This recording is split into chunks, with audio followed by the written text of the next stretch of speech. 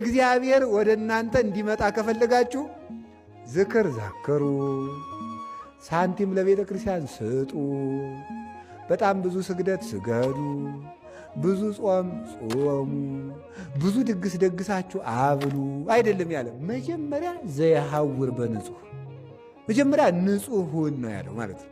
ስለት ስላመጣህ የወርቅ ቤተ ክርስቲያን ስለሰራ እግዚአብሔር የሚያድርብህ እንዳይመስል። መጀመሪያ የሚያድረው እግዚአብሔር በንጹሕ እጅ በንጹሕ ሰውነት ነው የሚያድረው። እግዚአብሔር የገንዘብ ድሃ አይደለም እኮ እንዲህ ያለ ብሎኬት አገጣጥመ ስለሰራ አይደለም። እግዚአብሔር ንጹሕ ሰው። እግዚአብሔር ይህንን የፈጠረው ማን ነው? ማን የፈጠረው? ይሄ ምንድን ነው?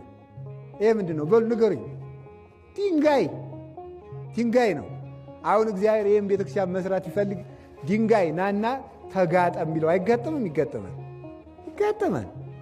ተፈጭና ሲሚንቶውን ቢሆን ይሆናል? አይሆንም? ይሆናል። ውሃንን ደግሞ በዚያን አባይን ናና አቡካው ቢለው ያቦካዋል? ያቦካዋል።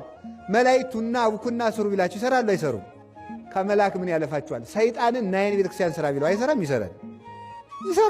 በአፍንጫው ነው የሚሰራው። ና ስራ ቢለው ይሰራል።